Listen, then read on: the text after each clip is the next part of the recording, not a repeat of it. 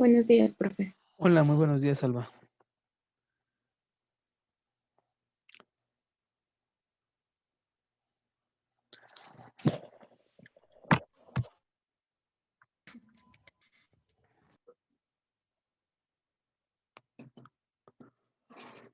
Ujú.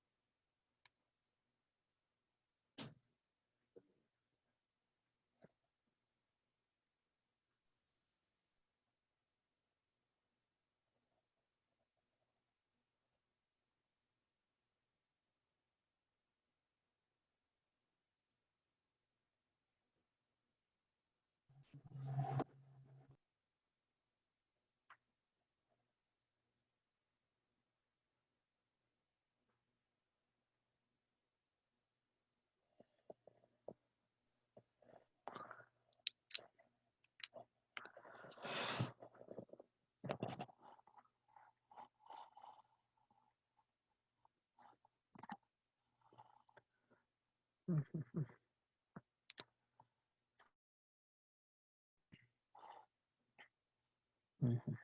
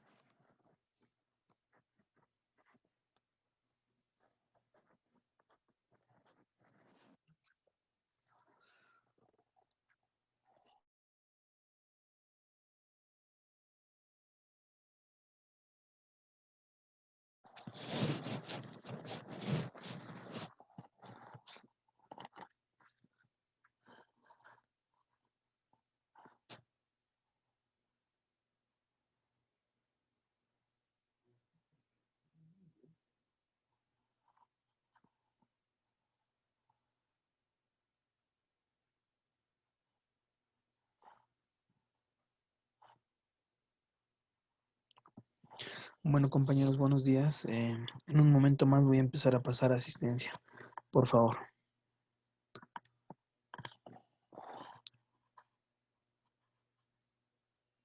En unos 2 minutos estaremos comenzando.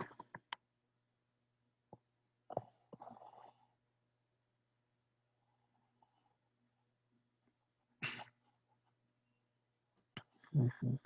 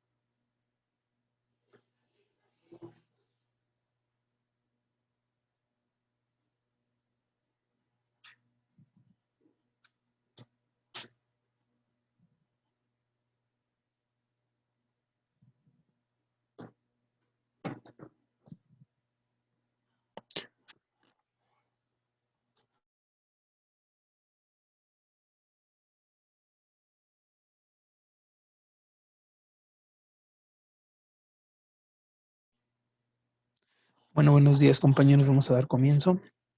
Voy a pasar lista. Nancy Ramírez. Presente. Gracias. Alba Carrillo.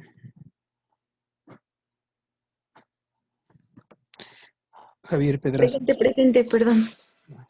Javier Pedraza. Presente. Gracias. Karime Gómez.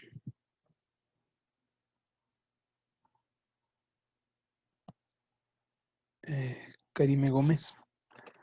Ya le Bueno, puso presente en el chat. gracias, Giselle. Bueno, Fue Judith, pero bueno. Judith, ok, está bien. Wendy Hernández. Gracias. Monse.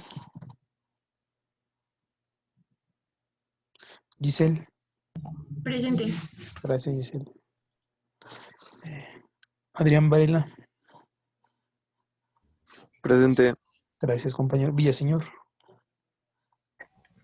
Presente. Gracias. Dred. Orland.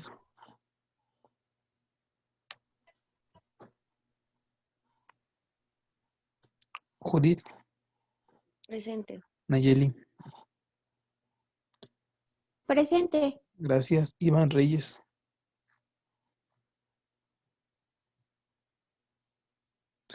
Iván Reyes. Armando Ríos. Geraldine. Presente. Gracias. Miranda.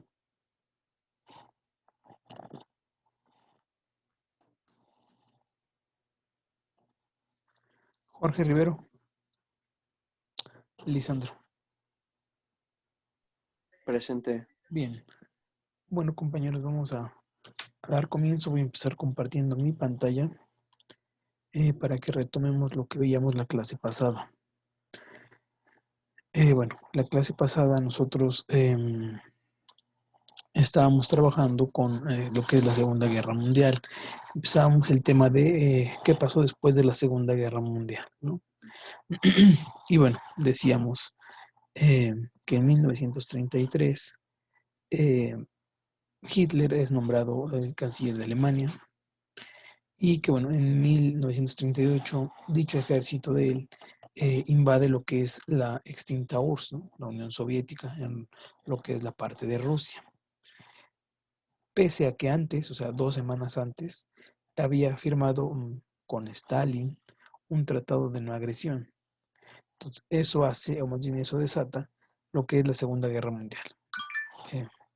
De hecho, bueno, aquí en el título está incorrecto, me equivoqué, es después de la Primera Guerra Mundial, o sea, lo que pasó después, que daría origen a la Segunda.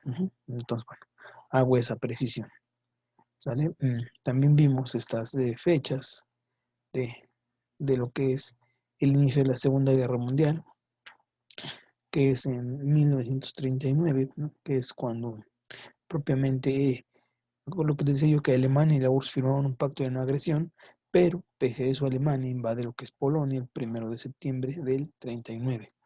Eso hace que inicie la Segunda Guerra Mundial, ¿no? Específicamente, ¿qué invade? Invade también Noruega, Dinamarca, Holanda y Bélgica. Una vez que los invade, eso desata propiamente lo que es la Segunda Guerra Mundial. ¿Sale?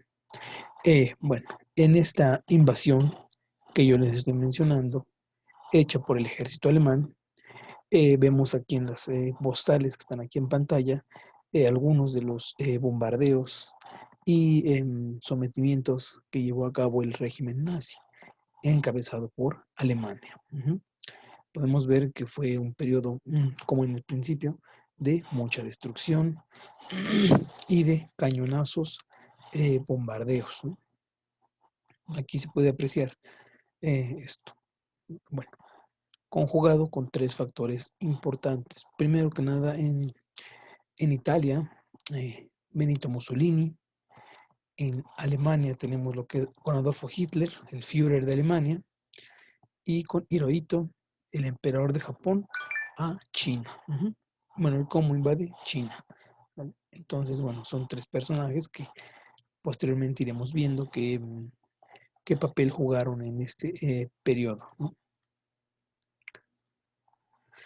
Bien, bueno, una vez que pasan los años de guerra con todas las confrontaciones terribles de la confrontación armada, vamos a ver que para contraatacar esa invasión alemana hecha por Hitler y su ejército nazi, se unen las potencias de Gran Bretaña, Estados Unidos, Francia y la Unión Soviética.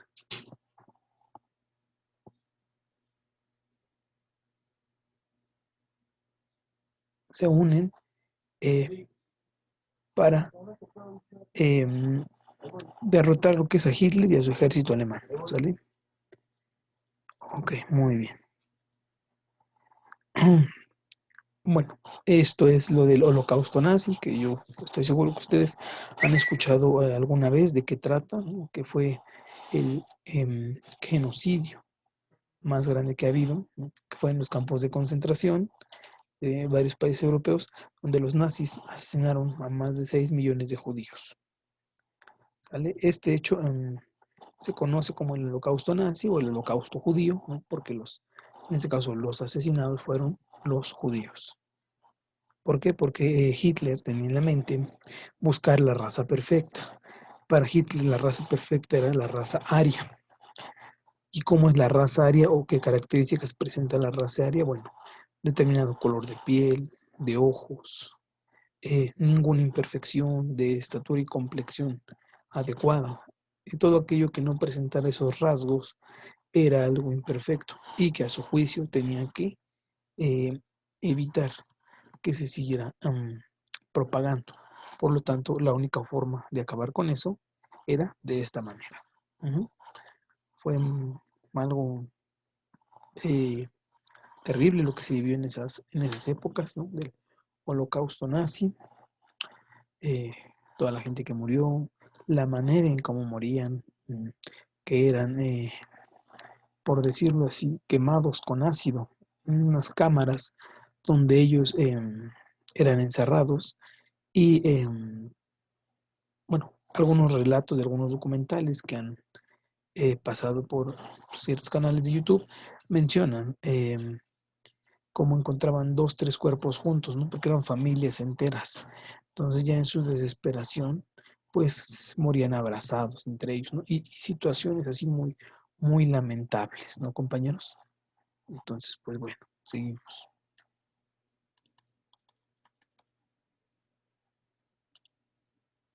Bueno, esta guerra termina en el 45, esa lucha armada, hasta el 45, cuando Alemania es bombardeada, los aliados vencen y el país queda destruido por los bombardeos que le realizaron. Igual aquí vemos algunas postales de cómo quedó Alemania cuando es destruida, como después de ser la que invadió la URSS, ¿no? Polonia, se unen ellos y lo atacan y lo dejan derrotado y destruido, ¿sale? Entonces, por favor, vayan tomando nota de esto que estamos viendo, compañeros. Aquí están otras postales que nos dan una idea de cómo quedó Alemania después de los bombardeos recibidos por los aliados. Quedó en ruinas totalmente, quedó destruida. Ahora, ¿qué es lo que seguía? Tenía que reconstruirse. Porque, bueno, había sido atacada por varios frentes y por grandes potencias. Por lo tanto, pues, queda en ruinas. Bueno, ustedes seguramente ya lo sabían. Hitler, al verse derrotado y al ver que había perdido la guerra, y en su característica que él tenía como líder, que no aceptaba la derrota, en castigo o a un flagelo a él mismo, se suicida en su búnker en Berlín a finales de abril y principios de mayo. No hay una fecha precisa, pero es cuando llega a su fin la Segunda Guerra Mundial, ¿no? O sea, él al verse derrotado y ver que ya no tenía más que dar ni que hacer, su ejército destruido, su país destruido. Él, en vez de caer como un prisionero por haber iniciado la guerra y recibir las condenas que tenía que haber recibido por todos los nazis, por todos los judíos asesinados del Holocausto, prefiere mejor suicidarse. ¿Vale? Y bueno, justamente al término de la Segunda Guerra Mundial, el 24 de octubre de 1945, se funda lo que es la ONU, ¿no? La Organización de las Naciones Unidas. Y a la par de eso, bueno, más bien, como sus subdependencias de la ONU, tenemos lo que es la Organización Internacional del Trabajo. O sea, vamos a ver algunos organismos que se fundaron y cuál es su objetivo o su razón de ser. En este caso, la Organización Internacional del Trabajo, la OIT, ¿qué objetivo tiene? Bueno, mejorar las condiciones de trabajo, promover empleos productivos y el necesario desarrollo social. Además, cómo mejorar el nivel de personas en todo el mundo, ¿sale? Otra que también se funda y que más bien se desprende de lo que es la ONU es la UNICEF, que es el Fondo de las Naciones Unidas para la Infancia. Es decir, proporcionar un bienestar a largo plazo a la población infantil, en particular a los de los países subdesarrollados subdesarrollados o del tercer mundo. Bien, otra que también se desprende de ahí es la OMC, la Organización Mundial de la Salud, que dentro de sus funciones primordiales es ayudar a todos los pueblos a alcanzar el máximo nivel posible de salud, ¿no? Y de bienestar. Por su parte, también se crea lo que es la UNESCO, que es la Organización para la Educación, la Ciencia y la Cultura de las Naciones Unidas, que buscaba era promover la paz mundial a través de la cultura, la comunicación, la educación, las ciencias naturales y las ciencias sociales, además de preservar los patrimonios. Ustedes han escuchado seguramente de ciertos monumentos, de ciertas esculturas que son patrimonio mundial de la humanidad. ¿Quién lo declara? La UNESCO. La UNESCO, además de preservar la paz mundial, o más bien una manera de preservar la paz mundial es a través de la cultura. ¿Y la cultura en que se manifiesta? Pues en todas esas obras, construcciones, monumentos, mausoleos, todo eso. Bueno, y por su parte también había que crear una que se encargara de la alimentación. De ahí nace FAO. FAO que hasta nuestros días, bueno, todas, pero FAO en específico, tiene una sección que se llama FAO-Stat, que seguramente ustedes han consultado para saber estadísticas de exportaciones, importaciones y producción.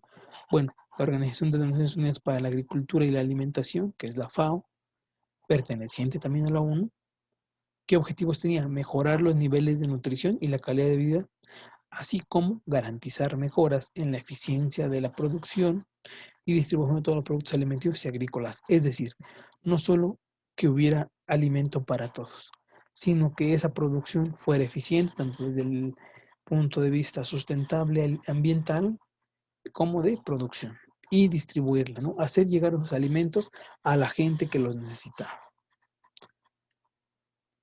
Si van tomando nota, ¿verdad, compañeros, de esto? Me detengo tantito ahí para que tomen nota de esto. Les doy 2 minutos para que tomen nota, por favor.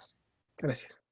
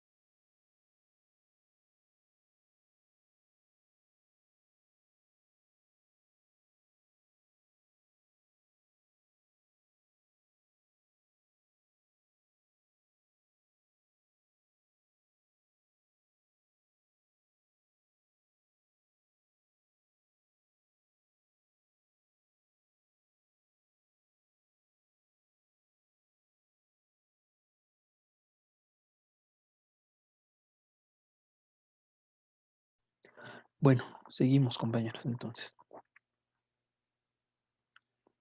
Bien. Bueno, aquí en este mapa vemos a las 4 potencias vencedoras que dividen a Alemania, es decir, este era el territorio alemán, y como estas 4 estaban unidas contra él, pues cuando ganan, ustedes deben saber, en una guerra, cuando ganan, hay que repartirse eso, el botín de guerra. Entonces, el botín de guerra es ¿qué me toca de lo que le quite al otro o del que perdió? Entonces, bueno, así es como se dividen cada quien. Gran Bretaña, Japón, Estados Unidos y Francia, ¿no? Pues obviamente cada quien se reparte una porción de ese territorio y entre ellas buscan reorganizar el país y comienzan a desnazificar, o sea, quitar los vestigios de los nazis o de lo que era el ejército nazi o que había quedado ahí, que ellos fueron los responsables de estas atrocidades. Y bueno, estas personas que aún quedaron fueron llevadas a juicio en la ciudad de Nuremberg y muchos condenados a la pena de muerte por los crímenes. O sea, esto fue lo que les decía yo que Hitler quiso evitar y por eso se suicida.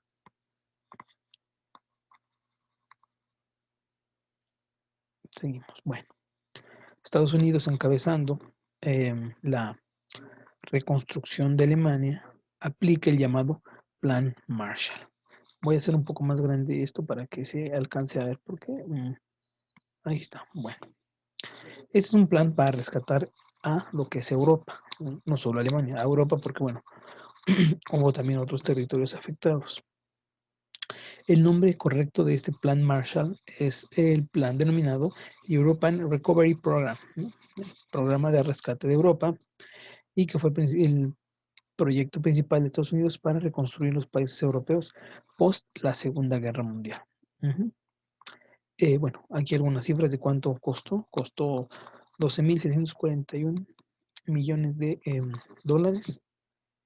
Hecho, de ahí fueron 1.900 en maquinaria, vehículos y equipamiento, 3.200 en alimentos y fertilizantes. ¿Por qué? Porque había que empezar a producir alimentos. 3.400 en materias primas y productos para la construcción y 1.600 para el combustible. ¿Combustible qué? Para estas máquinas que se habían adquirido y equipos. ¿Qué países o más o menos qué porcentaje cada una? El que más recibió fue Reino Unido y así cada uno, ¿no? Vamos a ver los tamaños. Islandia, Noruega, Suecia, Dinamarca, Reino Unido, Irlanda, Holanda, Alemania Occidental, Bélgica, Austria, Suiza, Francia, Italia, Turquía, Grecia y Portugal. Cada uno cuánto recibió. Aquí lo podemos ver, cuánto recibió cada uno. Y bueno, este reparto fue en base al criterio de PIB per cápita que cada uno aportaba antes de la guerra, ¿no? Entonces fue una manera indirecta de darme ayuda. Bueno, fue también con doble propósito. Uno, con aparentemente poner un criterio, pero el objetivo real era dar una mayor ayuda a los aliados. ¿Por qué a los aliados? Porque ellos habían mostrado lealtad, ¿no? a esta causa. Muy bien, bueno. Y el nombre de Plan Marshall, bueno, es que fue en honor a George Marshall, que era un militar y político, jefe del Estado Mayor del Ejército durante la Segunda Guerra Mundial y secretario de Estado norteamericano. A él en 1944 la revista Time lo nombra el hombre del año y en 1953 fue galardonado con el Premio Nobel de la Paz por el desarrollo del Plan Marshall.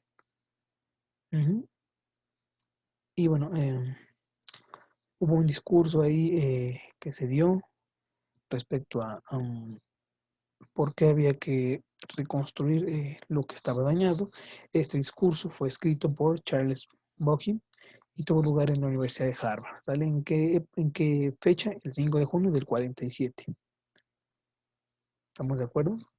Y se buscaba pues la reconstrucción de Europa en general.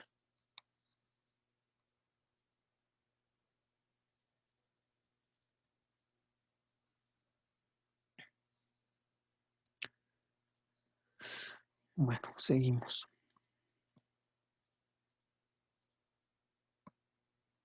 Por su parte, lo que es la Unión Soviética de corte comunista tuvo un concepto de libertad y de la política económica al aplicar en su sector de Alemania distinto a la economía de mercado.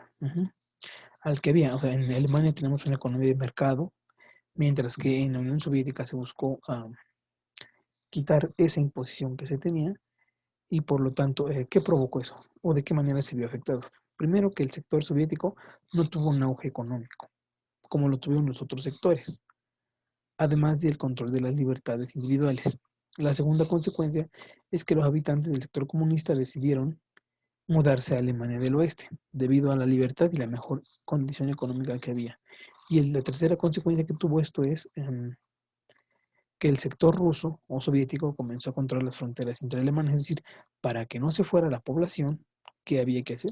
Controlar las fronteras y evitar el paso de aquellos que quisieran mudarse a buscar mejores condiciones, es decir, condenarlos a quedarse en su país, a no buscar mejores condiciones de desarrollo y a someterse al régimen económico de atraso en el que la Unión Europea, la Unión Soviética impuso en su territorio. ¿Vale? Entonces, esto sí es importante, por favor que lo apunten. Las tres consecuencias, es importante que sí lo tengan. ¿Vale? Les doy 2 minutos para que tomen nota de esto.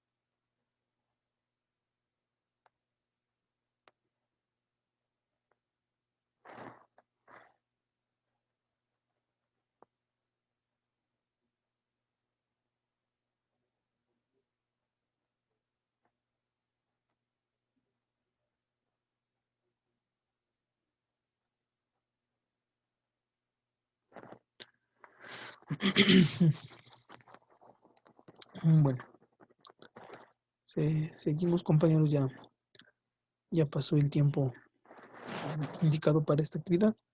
Continuamos. Bueno, una vez que Alemania quedó dividida, el control de las fronteras se hizo más intenso y eso provocó que se construyera una frontera interna con hierro y alambrado de púas, algo así como un muro. Infraestructura para dividir lo que era una Alemania de la otra, ¿no? Se llamó la cortina de hierro o el telón de acero. Y aquí está las dos Alemanias y su telón, con el fin que les decía yo, evitar el paso de los habitantes, ¿no? Ahora ya había un control de fronteras.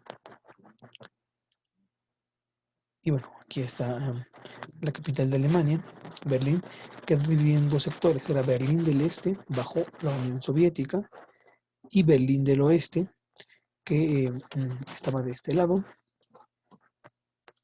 Y durante ese tiempo, la capital de Alemania del Oeste fue en la ciudad de Bonn.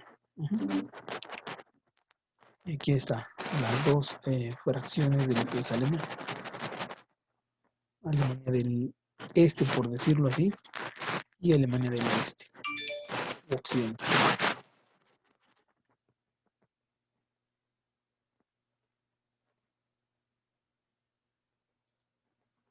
Aquí está lo que les decía yo de la cortina de hierro. En 1961 se construye el muro de Berlín con el objetivo de que la gente de Berlín del Este no pasara más a Berlín del Oeste. El monumento a esto fue el muro de Berlín, como les decía yo, para evitar el paso de los habitantes de la región afectada a la región más próspera.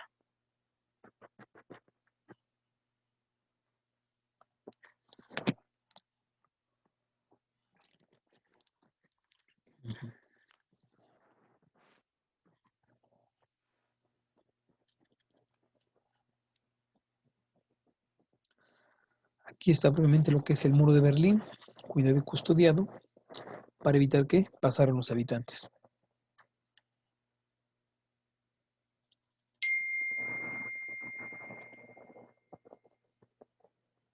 Aquí está, miren, lo que le decía yo, la fecha, 1961, donde se cerró totalmente el paso de una a otra ciudad y gente que intentaba huir buscando la libertad eran asesinados, ¿no? Aquí están algunas de las fotos que les menciono, gente que intentó cruzar la línea, terminaron muertos, ¿no? Terminaron asesinados. Aquí está.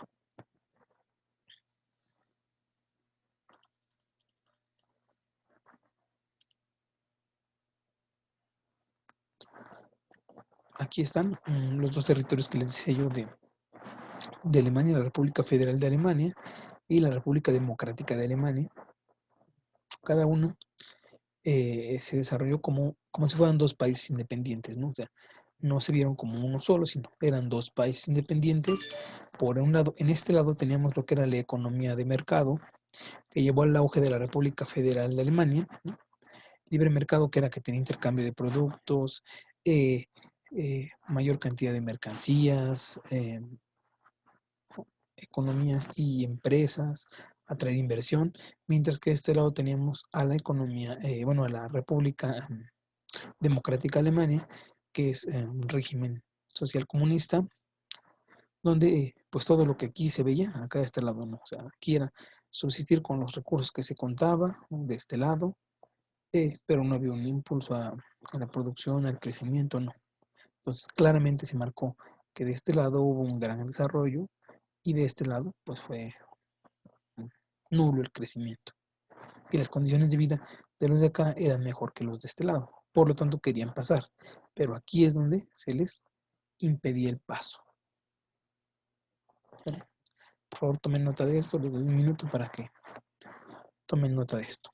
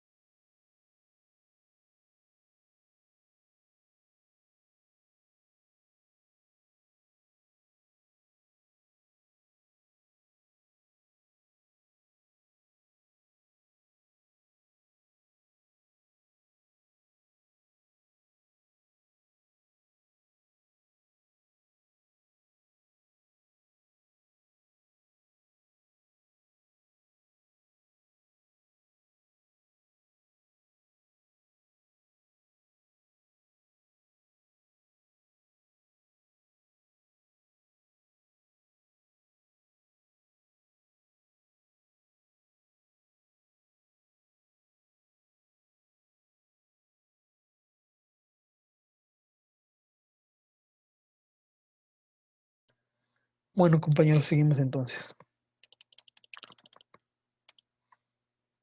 Bueno, aquí están algunos de los grupos de oposición al gobierno que venían organizando una revolución pacífica, buscando libertad. Algunas manifestaciones de Berlín del Este, aquí se muestran, y otras ciudades de la República Democrática de Alemania, que fueron dispersadas violentamente por la policía. Lo que terminó en lo que fueron arrestos, ¿no?, de los manifestantes o aquellos que buscaban unas condiciones de vida mejor. ¿Vale?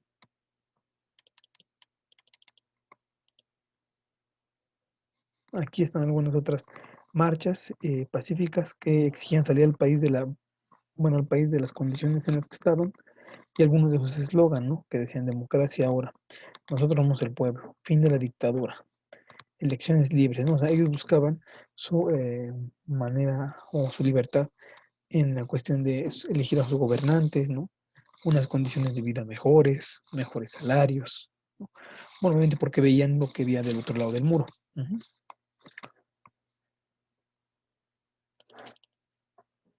Seguimos. Aquí está. Entonces llega el año de 1989, exactamente el 9 de noviembre de 1989, cuando cae el famoso muro de Berlín. De forma pacífica y sin derramar una gota de sangre, los alemanes lograron que las autoridades de la República Democrática abrieran las puertas desde Berlín del Este y los habitantes de los dos Berlines, como gesto de cercanía, pudieran saludarse, y el libre paso, ¿no? A pie y en auto la gente podía pasar el muro sin ninguna restricción, como lo que se venía imponiendo años atrás. La fecha importante aquí es el 9 de noviembre del 89, caída del muro de Berlín. ¿Vale? Eso es importante. Bien. Ahora, ¿qué consecuencias, ya viendo todo esto, qué consecuencias tuvo la Segunda Guerra Mundial? El número de muertos se calcula en 60 millones de personas aproximadamente. Alemania en 1945 fue administrada por quién, o de 1945 en adelante, por los aliados que les decía yo que eran Estados Unidos, Gran Bretaña, Francia, ¿no?, la URSS. Y surge en 1949 la República Federalista Alemana, así como la República Democrática Alemana, las dos Alemanas de las que ya les hablé. Berlín queda dividida en Berlín del Oriente y Berlín del Occidente.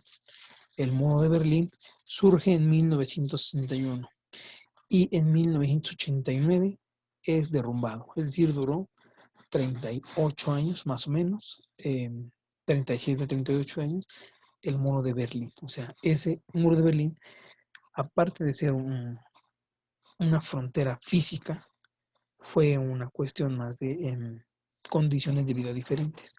Fueron como los dos escenarios posibles, ¿no? Condiciones de vida favorables, condiciones no favorables. Es el objetivo del muro de Berlín, y bueno, cae después de 37 años, en 1924, perdón, en 1945, el 24 de octubre, les decía yo, surge la Organización de las Naciones Unidas, cuyo objetivo era mantener la paz mundial, ¿no? La paz mundial a través de las instituciones que ya les mencioné. Entonces, producto de esto, del fin de la segunda, uno de los productos es que nace la ONU. ¿Sale? Por favor, copien este mapita mental que está aquí. Les doy 3 minutos para que lo copien, por favor.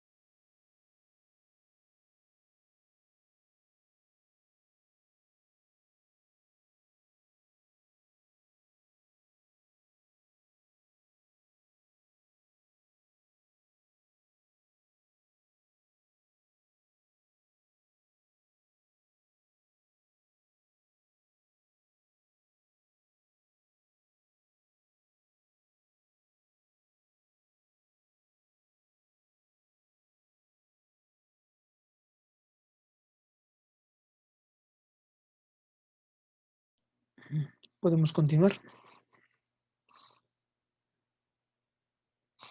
¿Podemos continuar, compañeros? Sí, profe. Perfecto. Sí, profe. Gracias, profe. Muy bien. Bueno, vamos a ver qué pasó entonces con Alemania. Una vez que ha caído el muro, que los habitantes pueden cruzar, que se saludan, que existe ese contacto nuevamente, porque veníamos de una guerra, por decirlo así, una guerra fría, ¿no? En la que no hubo balazos como tal, pero no había relación entre ellos. Bueno, entonces el canciller de la Alemania Federal, que era Helmut Kohl, y sus miembros logran fijar la reunificación de Alemania, que día el 3 de octubre del 90, ¿vale? Se reunifican las dos Alemanias a llamarse ahora República Federal de Alemania y, por lo tanto, como tal, Alemania como la conocemos en nuestros días se fundó el 3 de octubre del 90.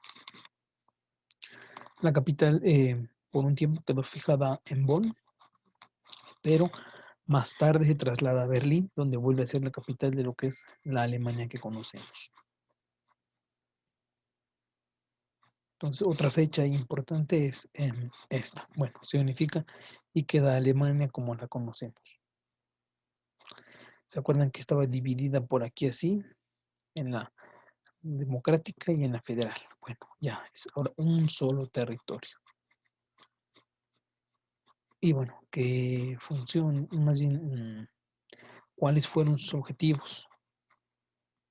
Bueno, si se quería evitar una guerra había que trabajar juntos. Y un primer paso era controlar lo que se necesitaba para la guerra, es decir, se controlaron dos industrias. La cuestión del acero para las armas y lo que es la energía para las fábricas y el transporte. O sea, esas dos fueron controladas, por decirlo así, y administradas para dedicarse exclusivamente el acero para lo que era la parte arma, bueno, el acero para lo que era infraestructura y ya no para las armas y la energía de las fábricas y el transporte, no usarla para fines bélicos o que pudieran propiciar algo así. ¿Por qué? Porque venían de una guerra y de haber salido derrotados. Por lo tanto, el fin era controlar esas dos industrias que son sumamente importantes para la guerra, ¿no? El acero y la energía, ¿no? Depende para dónde la orientes. Si es para el transporte, las comunicaciones, está muy bien. Pero si es para la cuestión bélica, pues es lo que no se permitía, ¿no? Porque era pues el paso primero para preservar la paz, ¿no? No crear más armas. Se crea lo que es la Comunidad Europea del Carbón y del Acero,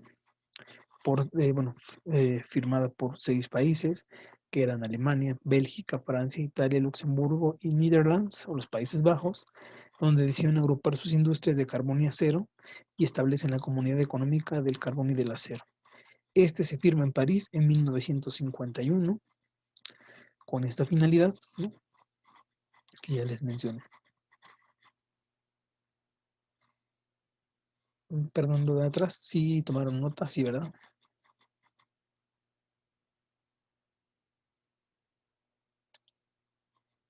Bueno, aquí tomen nota, por favor, les doy un minuto para que pongan esto, por favor.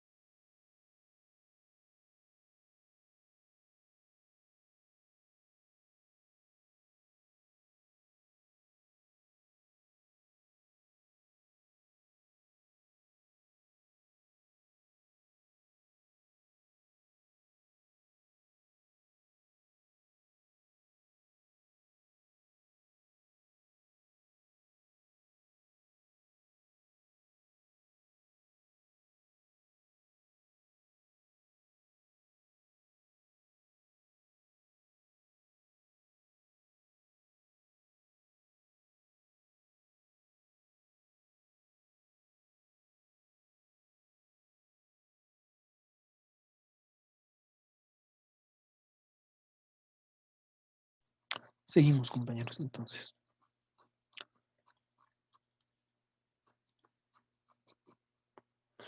Bueno, han pasado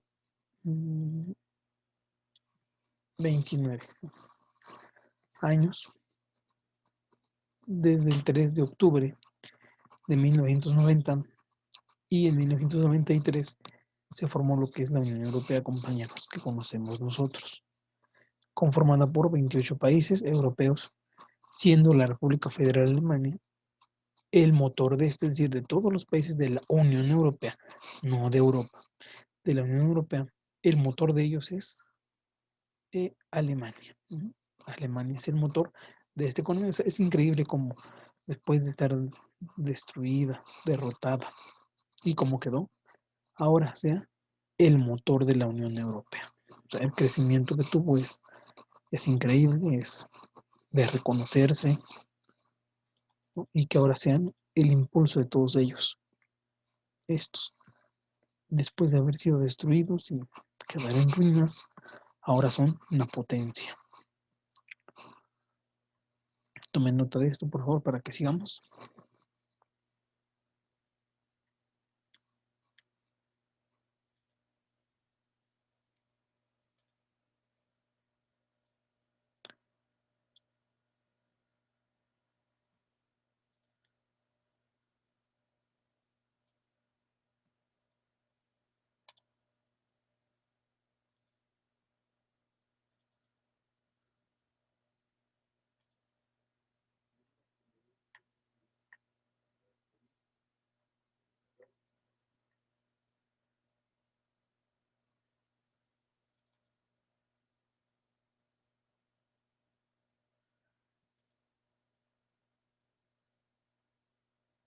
Hay una presentación que estoy buscando que espero que la encuentre porque les quería mostrar otra información, pero no la encuentro como tal. A ver, déjenme ver.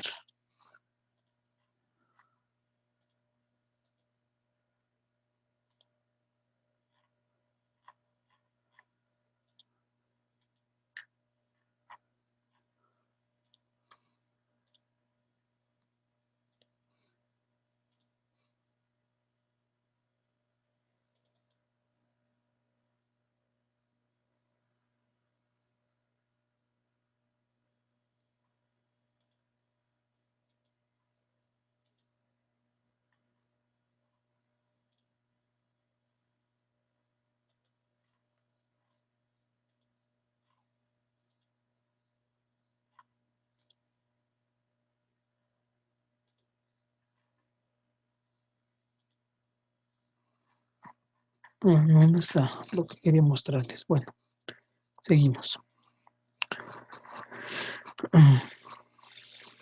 Aquí están los Estados miembros de la Unión Europea, los 28 Estados miembros de la Unión Europea actualmente. Aquí viene una pregunta que, bueno, recuerda los nombres de los 6 países fundadores.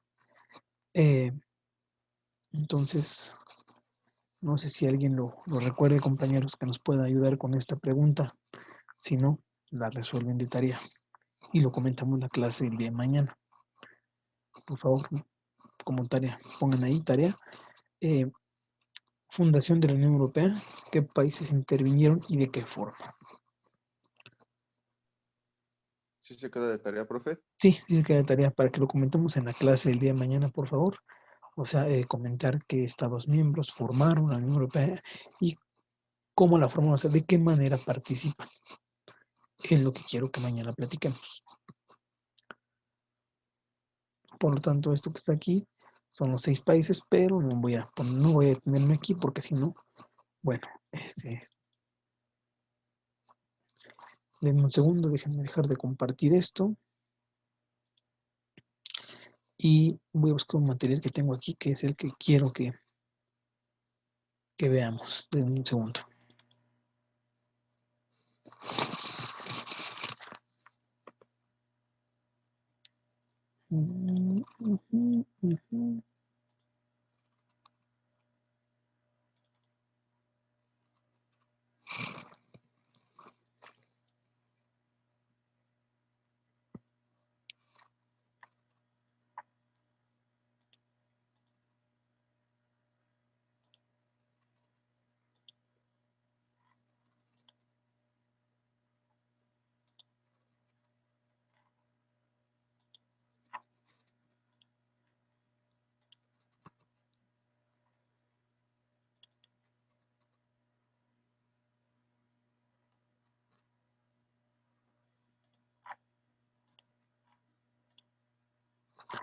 Bueno, es que vamos a hablar de esto, pero esto es de la unidad que sigue, entonces, ¿no?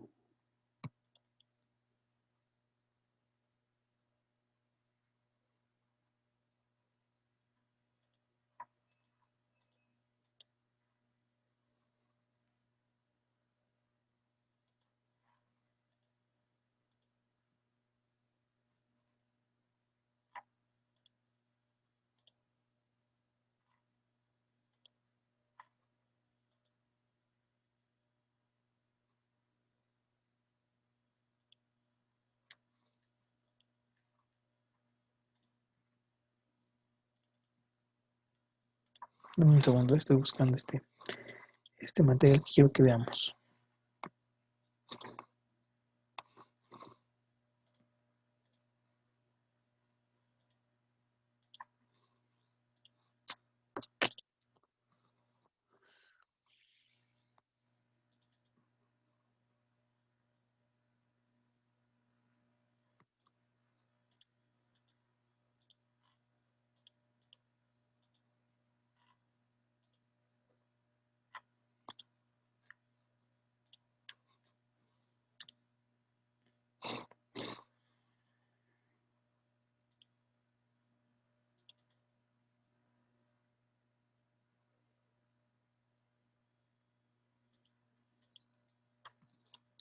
No, bueno, no está, entonces voy a compartir mejor esta. Es que era un video que les iba a mostrar de lo de la guerra. Pero déjenme ver si está aquí.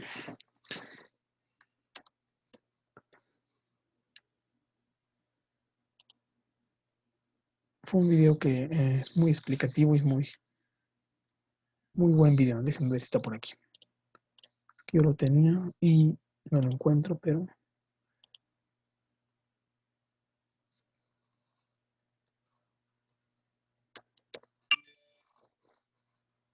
aquí está.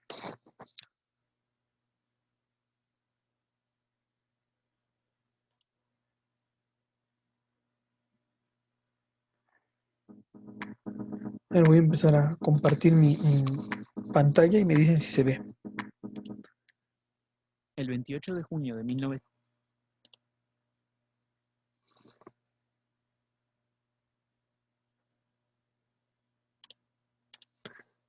Ahora voy a compartir. Me dicen si se ve la pantalla de YouTube. ¿Sí se ve? Compañeros. Sí, profe. A ver, voy a ampliarla. Sí, se ve. Voy a ampliarla, por favor, y me dicen si se escucha. 1914, un joven ¿Se serbio. escucha? ¿Se escucha? Compañeros, ¿se escucha? No, profe. Perteneciente Ok, a una miren, organización vean este llamada La video. Mano Negra, asesinó en Sarajevo. Se escucha, pero muy Sí, se bajito. escucha muy bajito. A ver, déjame ver.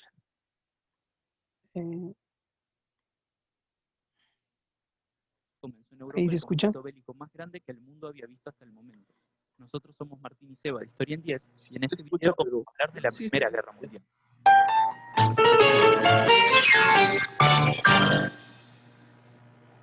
Antes de dedicarnos de lleno a la Gran Guerra, empecemos por aclarar quiénes se enfrentaron, dado que sabemos que ese atentado no terminó en un conflicto entre solo Austria-Hungría y Serbia, sino que desencadenó una guerra masiva. En 1914 se activó un sistema de alianzas que dividía a las grandes potencias de la época en dos: la Triple Alianza y la Triple Entente. Si empezamos por la Triple Alianza, su núcleo lo formaban Alemania y su vecino, el Imperio Austrohúngaro, con quien tras un pacto fallido con Rusia formó la Doble Alianza en 1879. La tercera de las llamadas potencias centrales fue Italia, que se sumó en 1882. De todos modos, tras comenzar la guerra, se cambiaría de bando, pero Bulgaria y el Imperio Otomano tomarían su lugar. Frente a ellos se encontraba la Triple Entente, formada principalmente por Francia, Rusia y el Reino Unido, conocidas como las potencias aliadas. Esta se consolidó en 1907, pero sus antecedentes fueron la Alianza Franco-Rusa en 1892 y la Entente Cordiale, pactada por Francia y Gran Bretaña en 1904. Hacia el final de la guerra, como veremos, Rusia se retiraría, pero se sumarían otros países, entre los que destacan Japón y, sobre todo, los Estados Unidos. Ahora, si pensamos en quiénes lucharon y cuál fue el detonante, no podemos evitar preguntarnos cómo un hecho tan puntual llevó a una guerra de semejante escala. Es una de las polémicas sobre la que más se ha escrito en toda la historia del mundo. Entre las causas de la Primera Guerra se incluyen todos esos hechos, procesos e ideas que crearon las condiciones necesarias para que el conflicto estallara. Existen algunos factores clave en los que todos los historiadores coinciden: el nacionalismo, el militarismo, el imperialismo, el sistema de alianzas que ya mencionamos. La guerra fue propiciada por la inestabilidad internacional que provocaba la constante competencia entre las potencias por mantener o aumentar su poder y su estatus. El desarrollo de los nacionalismos fomentó esa competencia y generó un patriotismo exagerado. El militarismo también tuvo mucho peso. Por un lado, el gasto en armamento y tropas aumentó drásticamente, creando lo que se conoce como la paz armada, una carrera armamentista en la que nadie quería quedarse atrás. Esto dio también más peso a los militares en la toma de decisiones. Además, el militarismo alcanzó a los ciudadanos y líderes, que en muchos casos vieron con buenos ojos la guerra. Por último, el imperialismo aportó a la inestabilidad siendo otro de los elementos por los que competían. Además, contribuyó al carácter mundial de la guerra, tanto por algunos de los escenarios en los que se combatió, como por el origen de parte de las tropas. En este contexto se puede entender mejor ese sistema de alianzas. Alemania, que se había unificado tras vencer en la guerra franco-prusiana, buscaba competir económica y militarmente con Inglaterra. Su principal aliado era el Imperio Austrohúngaro, a quien le preocupaba mantener su influencia en los Balcanes mientras veía la decadencia del Imperio Otomano. Eso explica el acercamiento entre Rusia, con intereses en la misma región y con sus propios problemas internos, y Francia, que guardaba grandes resentimientos hacia Alemania y temía su rápido crecimiento. Por último nos queda Gran Bretaña, que se mantuvo aislada hasta que comenzó a considerar que Alemania podía ser una amenaza. En medio de este clima tan tenso, se dieron 4 crisis internacionales que los historiadores suelen considerar los antecedentes de la guerra: 2 en Marruecos en 1905 y 1911, y 2 en los Balcanes a partir de 1908 y de 1912.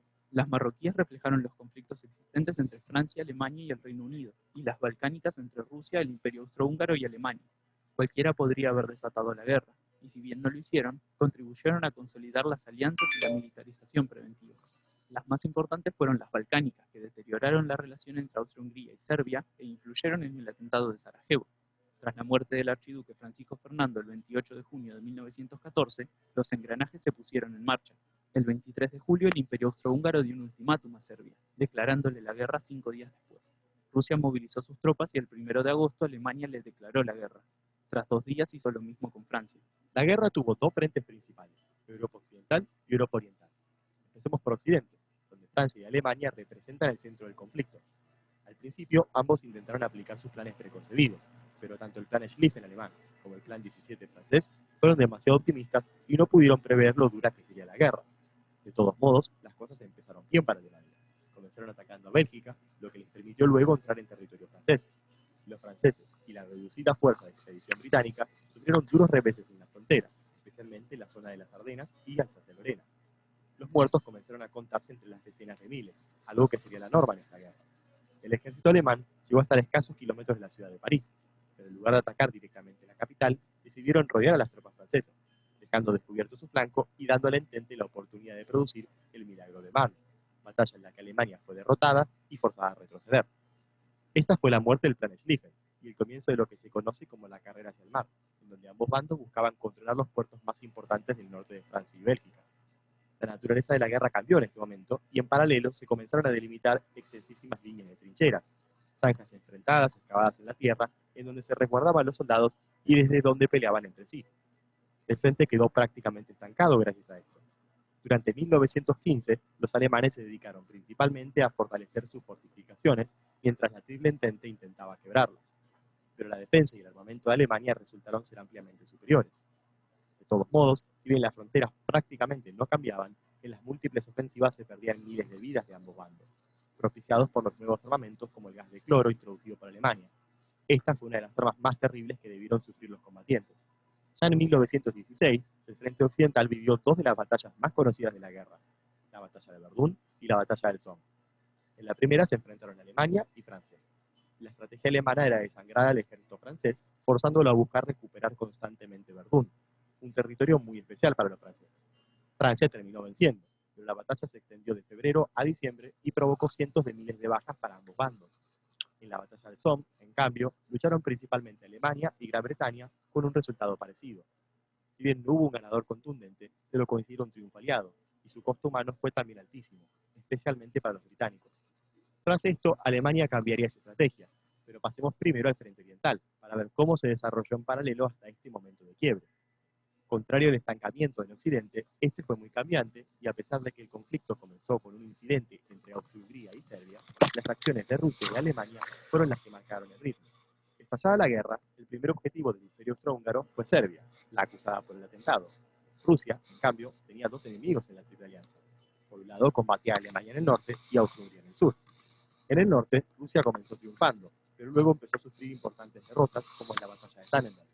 En el extremo oriente, mientras tanto, el Imperio del Japón atacaba a las colonias alemanas.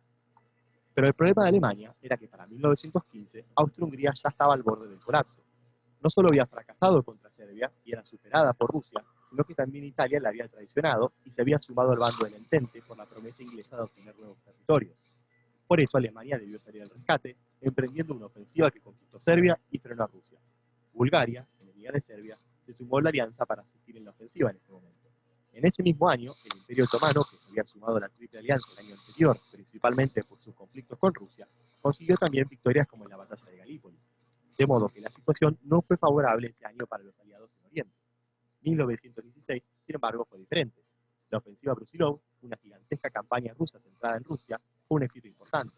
Pero para principios de 1917, la pérdida de vidas y la crisis de abastecimiento tenían tanto al Imperio Austrohúngaro como al ruso en condiciones críticas. Así llegamos al año 1917, punto de quiebre de la guerra tanto en Oriente como en Occidente. La Entente perdería un importante aliado, pero ganaría uno aún más determinante.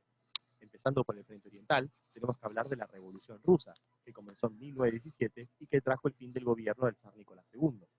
La dura situación impuesta por la guerra contribuyó al estallido de las revueltas, y si bien el nuevo gobierno de Kerensky decidió continuar luchando al principio, nuevas derrotas frente a Alemania, deserciones masivas y la revolución bolchevique de Vladimir Lenin pusieron el punto final.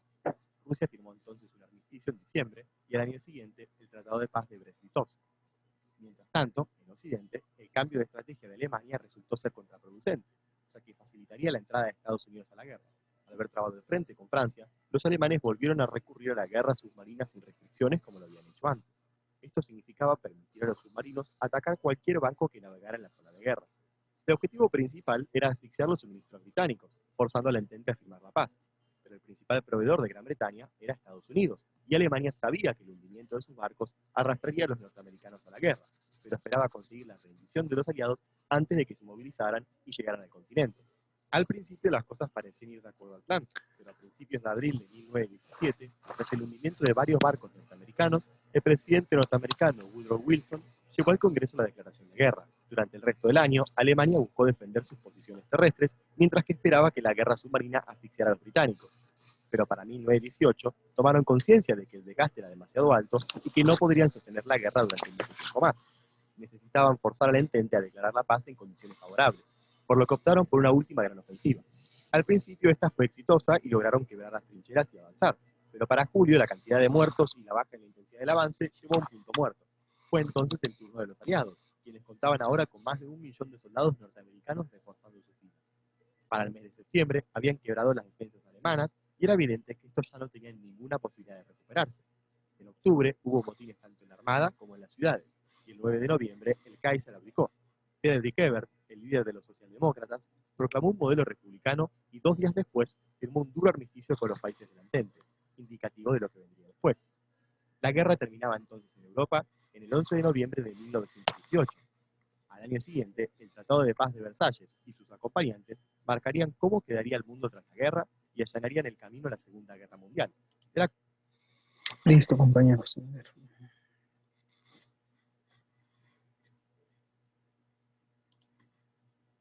Bien. Bueno, ya vimos ese video que nos sirvió para reforzar esta parte. Y vamos a hacer por último un pequeño review de todo lo que es la Segunda Guerra Mundial. Entonces voy a empezar a compartir mi pantalla para ir haciendo el mapita que quiero que hagamos, ¿sale?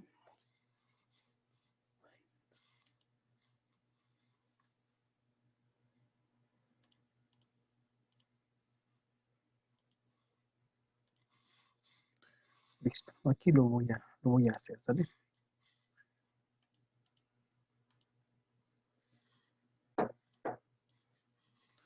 De la Segunda Guerra Mundial. Bien. ¿Cuándo dijimos que empezó? ¿O ¿de qué periodo va? Va de 1939 a 1945.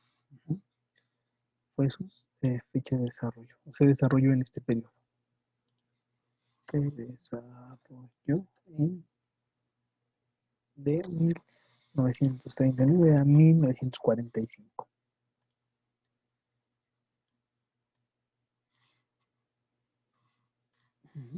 Bueno.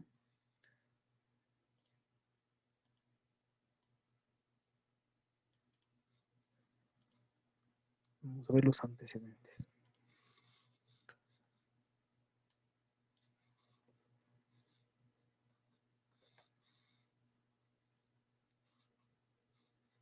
En primer lugar tenemos lo que es la situación de la Primera Guerra Mundial.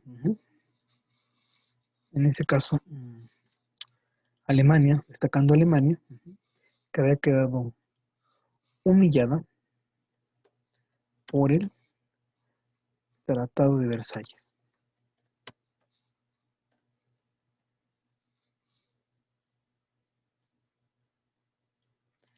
Luego tenemos lo que es, en segunda cuestión, lo que es el ascenso del totalitarismo, que es, bueno, eso facilita la creación del eje Berlín, Roma, Tokio.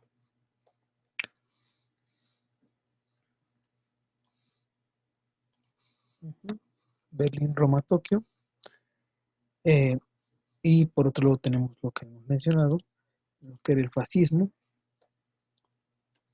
con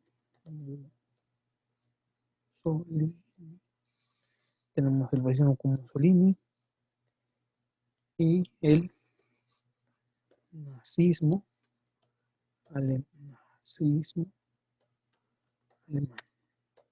con el Führer. Listo. Y estos, ¿te acuerdan que dijimos que han firmado según un pacto de no agresión? ¿Sale? Y por otro lado tenemos lo que es el expansionismo alemán.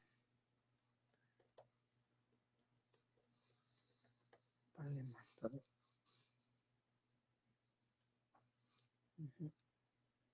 Y aquí hay tres sucesos importantes. Bueno, voy a ponerle flechas primero para no irme perdiendo.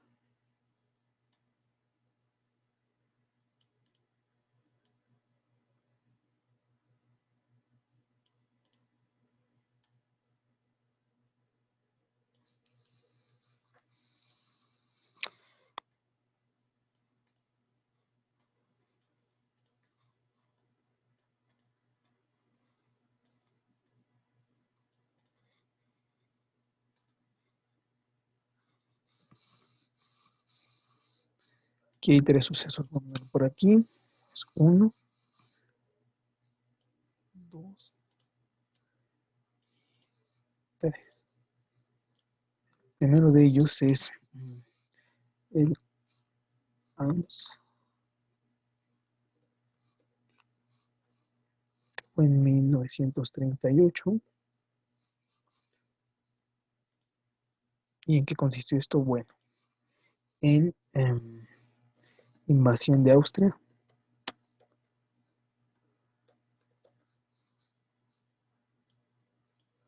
Luego tenemos la anexión de Checoslovaquia.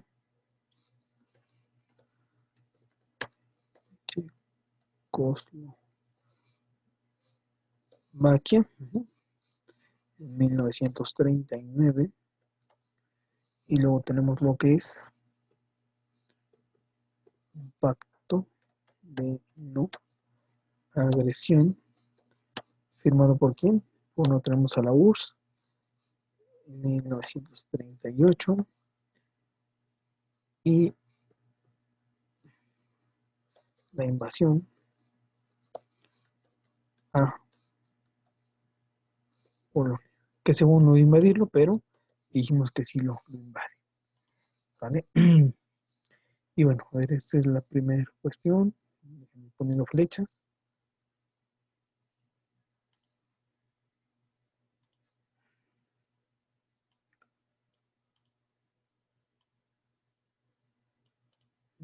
Y por último, aquí voy a poner otra más. Donde vamos a poner las alianzas. Destacan las alianzas.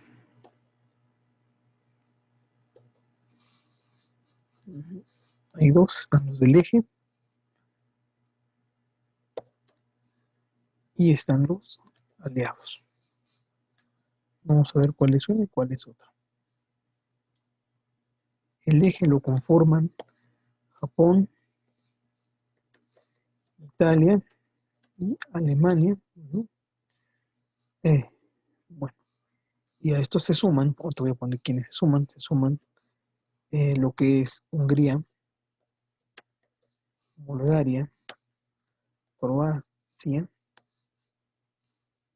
Tailandia, Finlandia,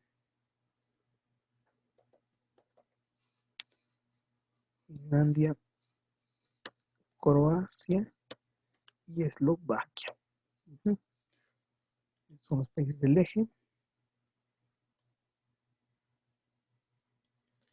Y por otro lado tenemos a los aliados, que era lo que es la URSS, Francia, Inglaterra y Estados Unidos.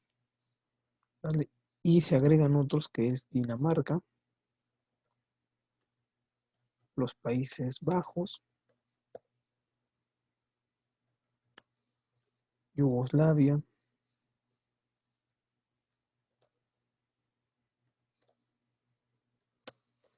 Grecia, Australia y Sudáfrica. Sudáfrica no tuvo una gran participación, pero se alía con ellos.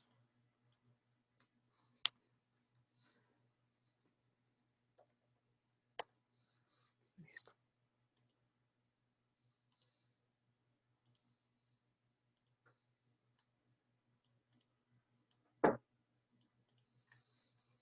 Bueno, compañeros, eso, por decirlo así, es un resumen de lo que hemos mencionado en toda la presentación, pero bueno, aquí ya de manera más sí, abreviada, estas tres cuestiones. Entonces, por favor, cópienlo con calma para que podamos continuar.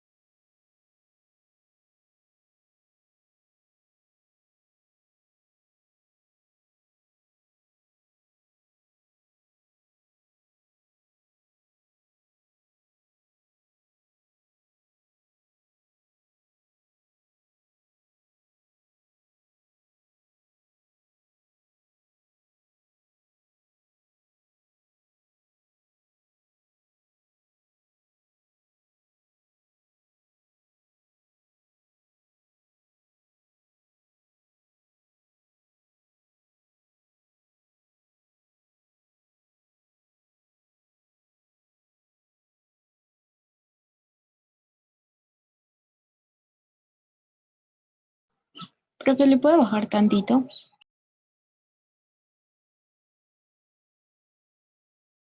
Listo. Gracias. No, usted.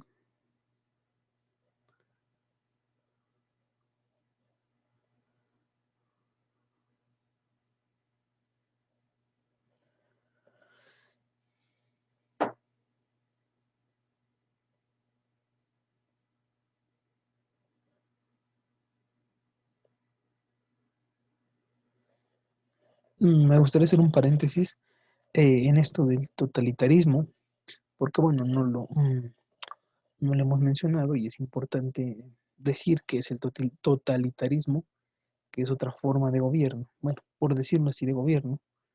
Ahorita vamos a ver que como tal no es una forma de gobierno, pero se le concibe en sus orígenes como una forma de gobierno. Entonces ahorita vamos a hablar un poquito de esto, del totalitarismo.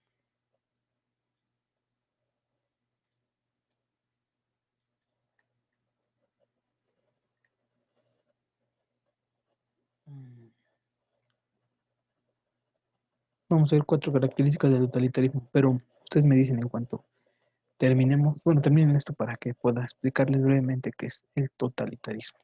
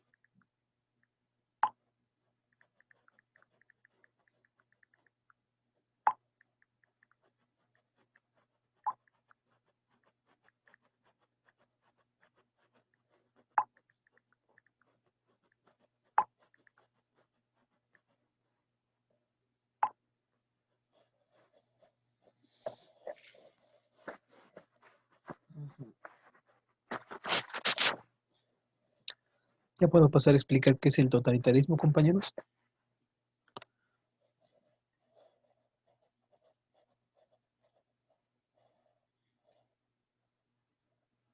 Compañeros, ¿ya puedo explicar qué es esto, el totalitarismo?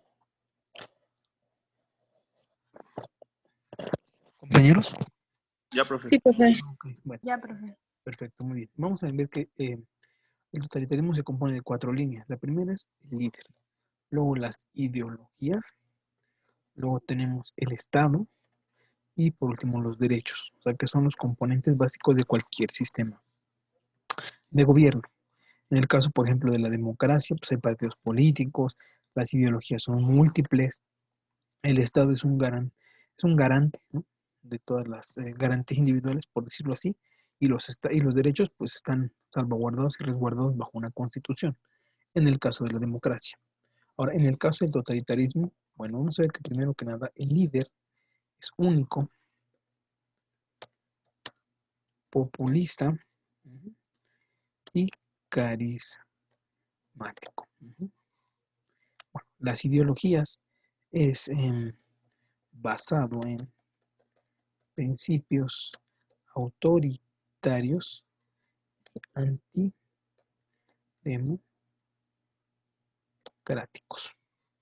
El Estado, los poderes en específico, están controlados por un único partido. Es decir, solamente se permite ese partido.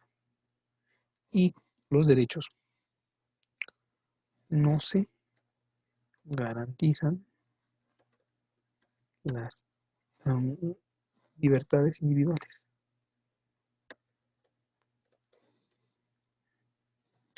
el Estado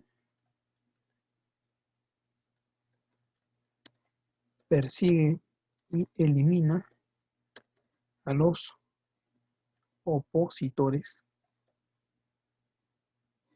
ujú, y controla los medios de comunicación. O sea, él dice que se transmite y que no se transmite, que se puede anunciar que no se preservan como tal en una constitución, o la constitución puede ser modificada eh, a gusto de esa única persona. Es un líder, es uno.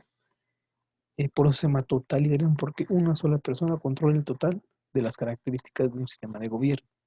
A diferencia de una democracia que, por ejemplo, el Estado, bueno, los poderes están controlados por un único partido. En la democracia vamos a ver que existe una gran cantidad de partidos y se llevan a cabo mediante el voto. Aquí en este caso el voto no está garantizado porque dice no se garantizan las libertades individuales. O sea, que él puede imponerse las veces que quiera, de la forma que quiera y sin que sus gobernados estén a favor. ¿Sale? Esto es el totalitarismo. Es una forma de gobierno, bueno, que no más bien es una forma de gobierno, pero así se le denomina. Por copien esto para que ya terminemos.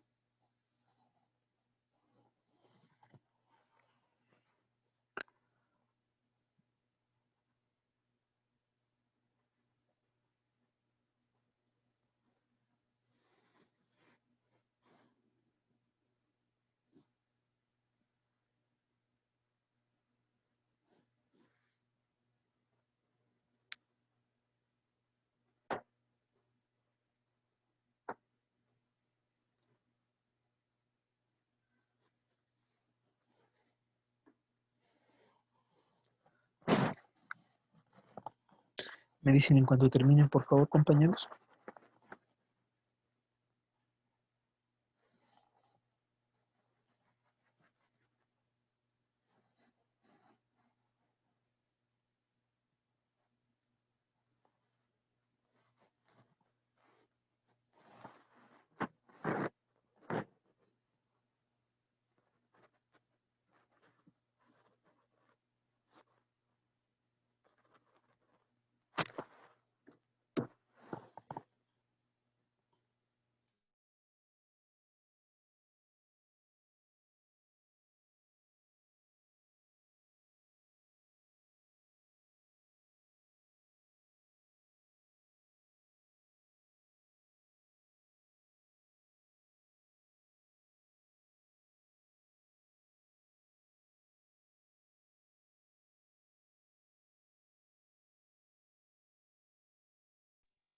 Ya, profe.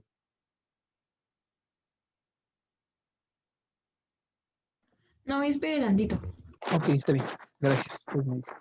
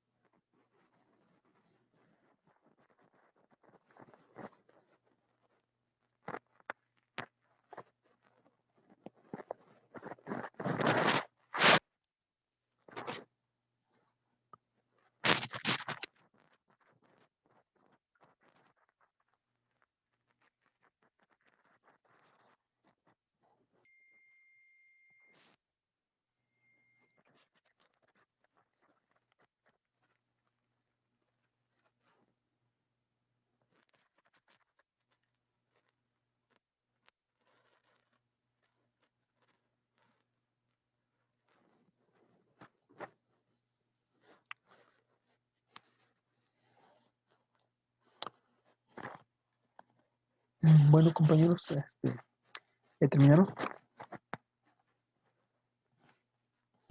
Ya. Perfecto, bueno. Entonces nos vemos la próxima clase, que es mañana, y estamos en comunicación. Muchas gracias por estar aquí. Nos vemos mañana. Gracias, profe. Adiós. Gracias. Profe. Gracias, compañeros. Adiós, profe. Adiós. No, profe. Nos vemos, compañeros. Son muy bien.